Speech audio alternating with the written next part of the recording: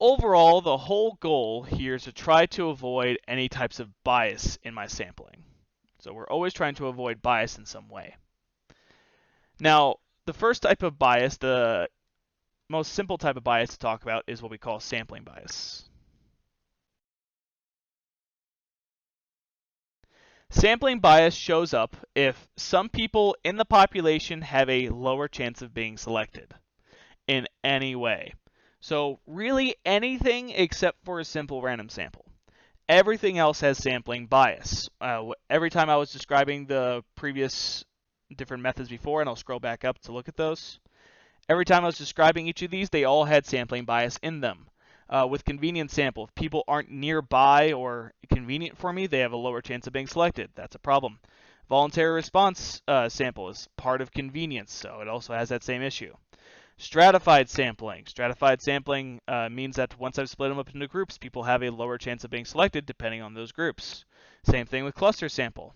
Systematic sampling, once people are not in my specific ordering, then that means they have a lower chance of being selected.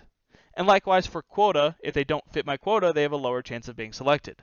We want everybody to have the same equal chance of being selected. If anybody has a lower chance of being selected, that's sampling bias. It's a pretty good catch-all then for a lot of different sampling processes to say, oh, if it's not random, it has sampling bias. And that is true. All right, other types of bias though. We talked about voluntary response sampling, and it has its own bias as well, which we kind of hinted at earlier. So voluntary response bias. It has its own bias. And that's because whenever we have volunteers, as I said earlier, we need to ask the question of why. Why did they volunteer for this study, or why did those that are not in the study not volunteer? Either way, we have to ask that question because there may be some incentive there. Maybe the individuals going into the study know too much about it and could influence in some way. For example, I looked at a study a long time ago looking at the influence of SpongeBob and other cartoons on 4-year-old kids. And the kids were obviously volunteered by their mothers to be part of the study. The question being, how much did those mothers know about this? Did those mothers typically give their kids a lot of cartoons to watch at home typically, or are these mothers trying to help show that cartoons are detrimental, or did the mothers that don't like these kinds of shows anyway opt out, which means we lost some part of the population we wanted to analyze? There's a lot of questions there. So that's a voluntary response bias. Other kind of things that you need to look out for is what we call response bias.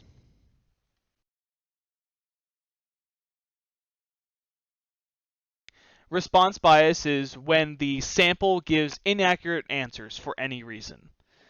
So, for example, a lie. However, response bias isn't always necessarily intentional. An example of response bias could be if I went up to 100 random people and I asked them how much did they spend on groceries in 2018. Well, I'm not sure about a lot of those listening, but I don't know that number off the top of my head. And so I would make a guess, which is likely going to be inaccurate. So there's some response bias there. There could also be an intentional lie. There was an example of this with voting. Typically, after a primary or after individuals go in to vote in November and they walk out, there will be a lot of individuals that try to ask to say, okay, who did you vote for? We're trying to get a depiction of who is going to win this before the votes are counted. However, depending on how they ask that question, or depending on what individual we're talking about, they may lie in order to make things easier, or maybe they're ashamed of who they voted for. So perhaps there is a problem there. So response bias is if there's some bias in terms of the response that was given. You also have with that non-response bias. And this is bias where you have a significant amount of people that do not respond to a survey.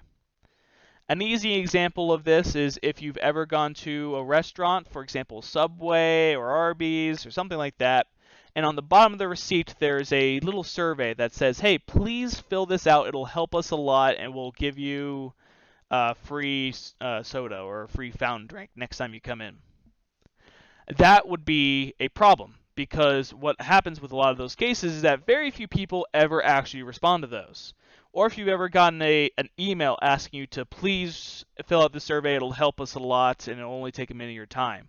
Those have a very, very low response rate. And if there is a significant amount of people not responding, we may have non-response bias to work with.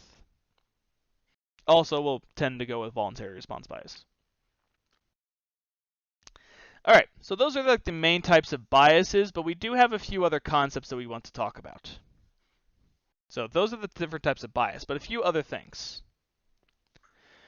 First, we have a self-interest study, which is kind of bias.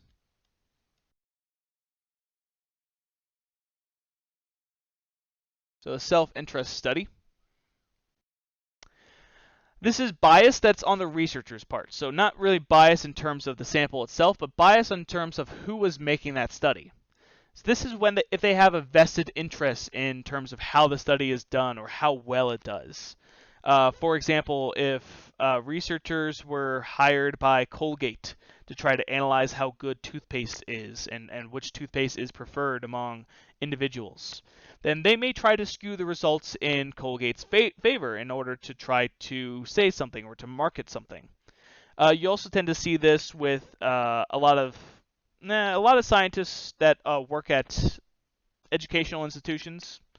A lot of those kinds of scientists are hired by the institutions to make particular groundbreaking results and to get published in various scientific papers. However, if the studies that they do aren't really interesting, or they don't really get across what they were intending to do, then they may try to skew the results in order to make a more interesting study, and that may cause problems. So if there's any issues there, or if there's any really vested interest in terms of the researcher's part, we call that self-interest. So things to watch out for. We also have perceived lack of anonymity. This one's a long one. Perceived lack of anonymity.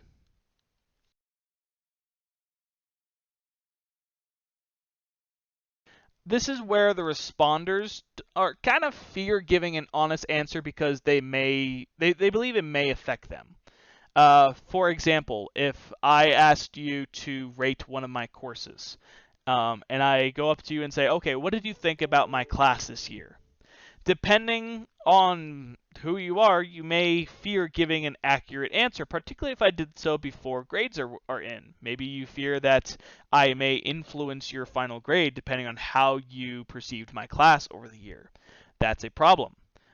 This also goes into what we call not the Hamiltonian effect. This also goes into what we call the Hawthorne effect. The Hawthorne effect is where individuals know they're being watched, and so their actions are influenced. And that's an example of perceived lack of anonymity. So if you don't exactly know you're anonymous, then you may give different responses than if you knew you were anonymous. So that's something you want to be careful of, particularly if they are trying to respond in some way or put down an answer, their opinion. You always want to give anonymity to the individuals. All right. Thirdly, and I think the last one we have here is loaded questions.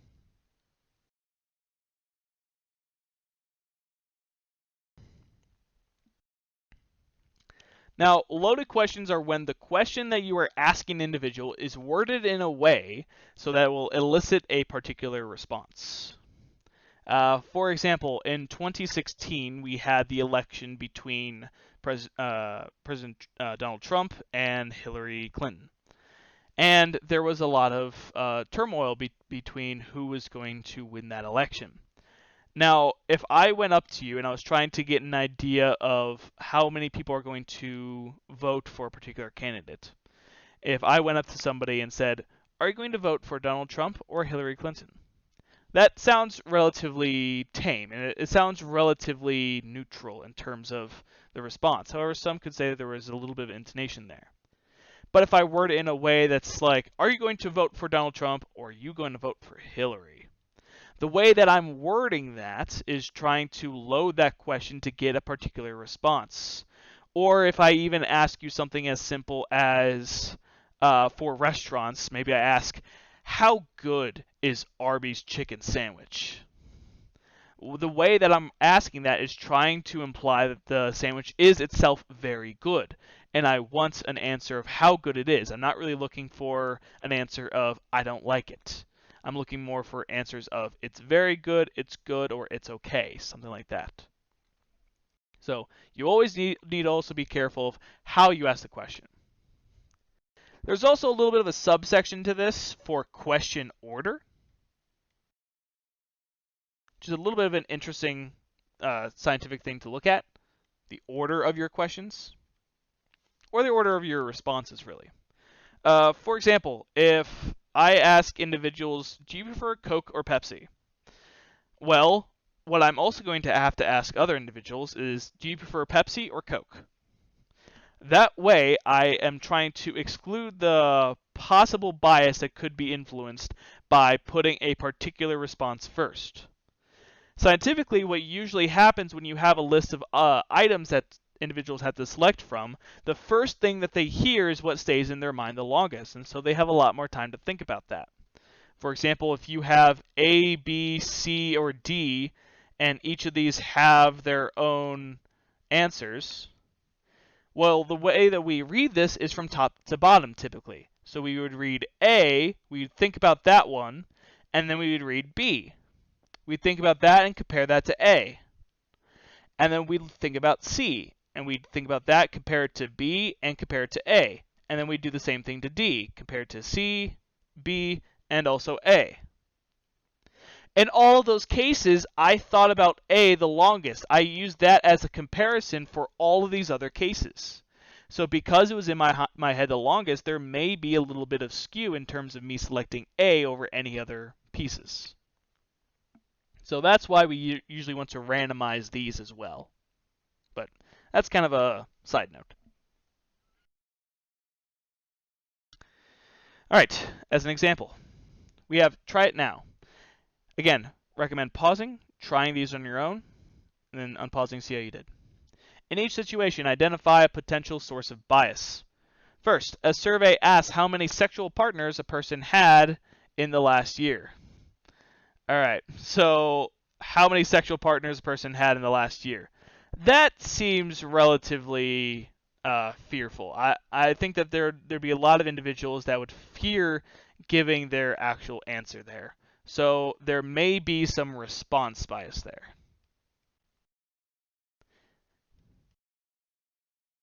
Because they may lie in some way. You could also say there's some perceived lack of anonymity there, because maybe depending on their answer, if they're not anonymous, maybe it may influence them in some way, particularly if they have a person that they're with at the moment.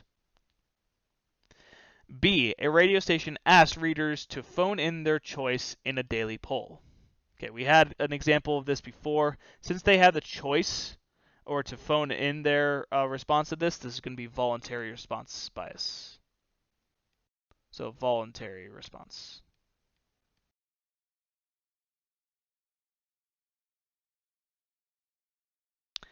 Thirdly, a substitute teacher wants to know how students in the class did on their last test. The teacher asked 10 students sitting in the front row to state their latest test score. All right. So that again, the teacher themselves is asking those 10 students. So that definitely has a perceived lack of anonymity here. So there seems to be an issue with, okay, are they going to respond truthfully or not? You could also say that this has a little bit of response bias in it as well, in terms of maybe they fear giving the right answer, so they'll lie in some way. You could also put in sampling bias here, so I'll also say sampling bias. That's because the individuals that they selected are not random at all. There are 10 students sitting in the front row, so that's a very particular group. And typically the students that we have sitting in the front row are different than the students that we have sitting in the middle row or the back row. High school students are asked if they have consumed alcohol in the last 2 weeks. So again, perceived lack of anonymity because they would fear giving the right answer. And I'd also say response bias for that same reason. The Beef Council releases a study stating that consuming red meat poses little cardiovascular risk. So they released a study stating that consuming red meat poses little cardiovascular risk. So since you see that the Beef Council put this out and they're talking about consuming red meat, then you have to ask the question of, did they influence that study in any way? Was there some self-interest going on there? Whenever you see a corporation put out a study or a result that favors them heavily, you have to ask that question, if there's some self-interest there.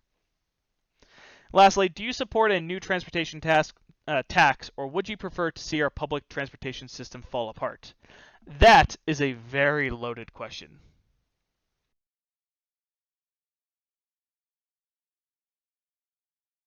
It's trying to elicit a very particular response. It's saying, do you support the new transportation tax, or would you prefer to see our public transportation system fall apart into disarray and to deteriorate? It's really trying to get that particular response because of how that was worded. It would simply be a lot better to just ask, do you support would you support a new transportation tax, yes or no? That way we're not trying to get a particular response from the people who we're analyzing. Well, you will note that for a lot of these, there are a couple different answers that could be said. And that tends to be true in most of these cases with biases. There's a lot of problems with studies. There's not just one thing usually. Okay. On to our fourth section. Observational versus experimental studies. All right. For observational versus experimental studies, what we're really asking is, what do we do with the individuals once we have gathered them? For an observational study, it is just that. An observational study is where you gather individuals and you just look at them. So this is just an observation.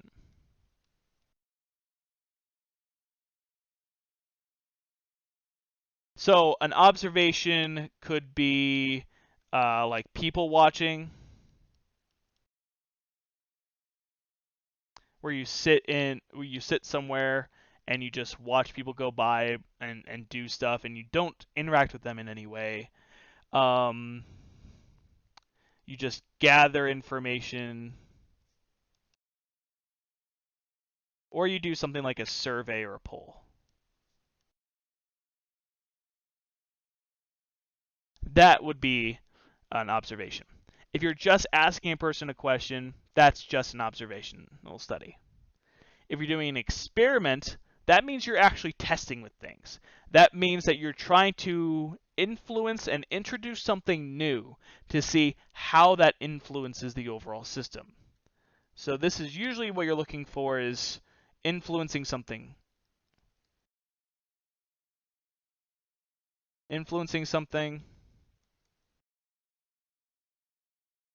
Or introducing something new. If we have either of these, that's likely an experimental study. Now, furthermore, with an experimental study, we have a lot more going on with that, because an observational study is relatively simple. You just look at the individuals. There's no need to really make it more complicated than that. You just gather information and you try to use that in some way. However, an experimental study is a lot better, because with experimental studies, we're actually really able to control things. We're able to look at variables. Maybe if we're looking at plants and seeing how they grow, I put them into a terrarium and I control specific variables they get. I control how much sunlight they get, the soil composition. I control the humidity. I can control all these things and just change particular aspects and see how that influences the system. Whereas with an observational study, I can't really do that. With experimental studies, we're typically also going to have the concept of a treatment group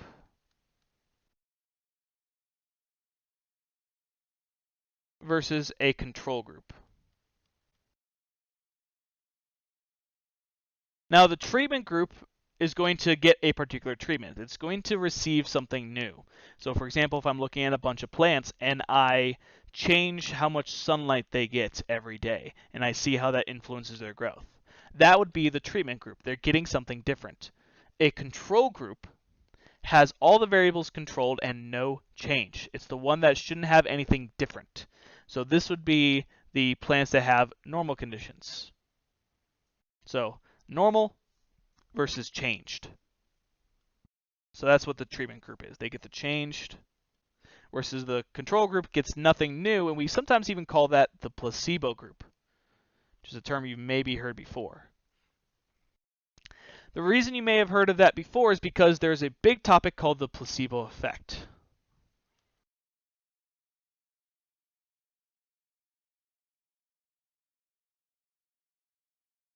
And this is a big effect in psychology. The placebo effect essentially says that sometimes individuals who receive a placebo, they think that they're getting the treatment, and simply because they think they're getting the treatment, that will influence some result. Maybe if it's looking at medical, which it usually is, if they think that they're getting medicine that's supposed to help their condition, and so they start actually feeling better. They actually start to show that that whatever thing they have, maybe they have Alzheimer's, maybe they have cancer, maybe their body and their mind starts to feel better. That is what we call a placebo effect, and that's simply because the mind is incredibly powerful over the human body itself. So simply thinking that you're getting the treatment can cause some actual result to occur. And it's something that we do need to be careful of. So we usually want to have a big enough sample and try to keep the placebo effect in mind, that it can happen. All right. Now, before we go on to the example, I have one more thing I want to talk about. Well, actually, two more things. With change versus with experimental studies, we also have blind versus double-blind studies. And what this has to do with is how much information people know. A blind study usually has to happen. A blind study is where the individuals do not know whether they're getting the treatment or the control. So this has to do with those in the study.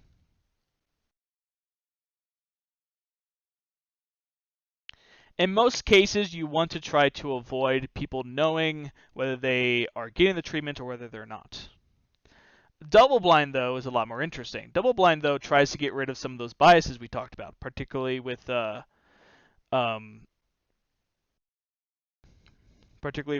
self-interest study. That's something we want to.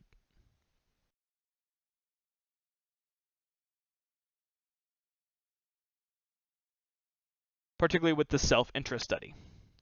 So, with double blind, this is where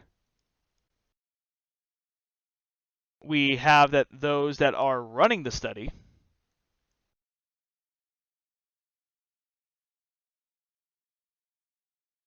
do not know who's getting what.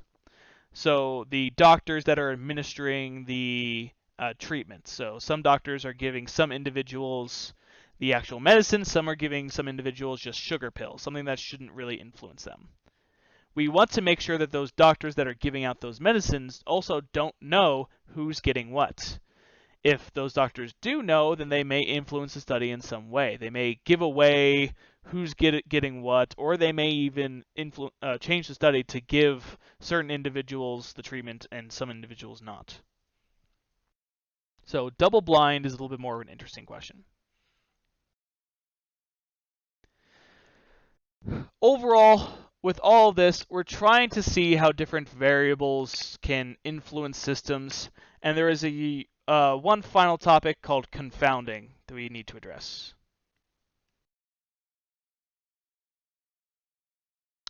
In a lot of these cases, we're trying to see what variables are influencing what other variables. So if I'm looking at like plants, like I said earlier, and I'm looking at the soil composition and the sunlight and the humidity and the surrounding foliage, things like that. All of these are different variables that could be influencing the plant's growth. However, confounding is where there are two variables that could have an influence in that system, but I don't know which one is really doing it or to what degree they are. So maybe both of them are influencing, but one is more than the other, but I don't really know which one. That is what we call confounding. You could also have confounding when you have something called lurking variables in the background, variables we didn't think about that could be influencing the entire study. For example, a really famous one came out a few years ago, was looking at the number of pirates in the world, and show that the number of pirates in the world has been steadily increasing over time. And over that same period of time, there was also an increase in global warming. And so what a conclusion may be reached would be that, okay, well, that means that since they're both increasing at the same time, perhaps the number of pirates influences global warming. So pirates cause global warming. Or global warming causes pirates. Something like that. Either way, those are fraudulent claims. Just because we see something related to each other doesn't necessarily mean that they influence each other. There may be some confounding variables in the background. Overall, what this means is that we need to be careful of looking at a correlation, looking at a connection between variables, and making the jump and saying that there's a causation there. So making the jump and saying that, oh, because these two variables are related, means that they are causing each other. That we do not know. There could always be variables that we have not analyzed. And this is a particular concept with observational studies. The reason why it's big with observational studies is because with observational studies, you can't really control things. I didn't do much when looking at global warming and pirates. I just looked at how many pirates there were and looked at what the global warming was. I didn't test anything. When I have an experiment, I should be able to control a lot of the variables to try to reduce the influence of confounding. And hopefully in experimental studies, I can make a causation claim. All right. So before we finish that off, we have a couple examples. Again, I recommend pausing and trying these on your own. For number 6, we have, is each scenario describing an observational study or an experiment? For the first one, we have the weights of 30 randomly selected people are measured. So, since all we did was weigh the people, we didn't say, hey, go eat fast food for the next 30 days, and then I'm going to see what your weight is. We just analyzed them. This is just an observation. Information was gathered, nothing was done. B, subjects are asked to do 20 jumping jacks and then their heart rates are measured. So since they're asked to do 20 jumping jacks, that means something was done. A treatment was given. So this is an experiment. And thirdly, 20 coffee drinkers and 20 tea drinkers are given a concentration test. So we have 20 coffee, we have 20 tea drinkers. That means we have two different groups, and they're given a concentration test. Since we have two different groups here, we have one of these is going to be a treatment, one of these is going to be a control, most likely.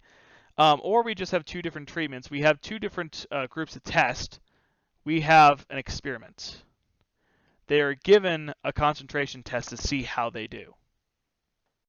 So this is an experiment. Lastly, to test a new lie detector, two groups of subjects are given the new test. One group is asked to answer all questions truthfully, and the second group is asked to lie on one set of questions. The person administering the lie detector does not know what group each subject is in. Does this study have a control group? Is it blind, double blind, or neither? All right, so we're testing a new lie detector. So we're seeing how this new lie detector or this person running it really does. We have two groups. One group is asked to answer truthfully. One is asked to lie on one set of questions. So for the control group, we have the truthful group. We do have a control group, those that are supposed to answer truthfully. We have the treatment group, those that are asked to lie on the set. So those that are considered to lie are most likely the treatment group. However, this one is a little bit unclear. I would say personally that there is a control group, although some may argue that there is no control group, that actually both of these groups are given a treatment, since one group was asked to do something and the other group was asked to do another thing. So they're both told to do things instead of simply to go in and respond how they want. That would probably be a better control group. Because really, if they're doing a lie detector, they're really trying to analyze not just if they can tell the truth, but if they can filter out lies. So it would probably want a control group that does both. However, either answers would likely be accepted. Now, asking is it blind, double blind, or neither? What we're looking for is how much people know. What we are asked is the person administering the lie detector test does not know what group each subject is in. Now for the second question of is it blind, double blind, or neither, this is asking of how much people actually know. The thing that we're actually testing is the lie detector itself. So the lie detector is our first level of blind. And we have the lie detector does not know what group each subject is in. So that means we at least have blind. If we had double blind, then that means that the people that asked the individuals to answer truthfully or to lie, it'd be double blind if they didn't really know what was going on, which would be kind of hard in this case. So we don't really have double blind, and since we have blind, it is not neither. So we do have a control group, and it is blind. Although the control group could be argued. All right, so I hope this helped, and I hope that you're starting to see that statistics is not really an exact science. That there's a lot of debate that could go on there, and some answers could have some responses, some could have others. So be pretty open-minded and be critical on a lot of things that you read. At this point, I recommend going through the homework, also going through the reading and some of the other supplementary videos that we have available on Canvas, and trying your hand at the skills quiz. If you have any questions, feel free to let me know, and I hope you have a good day.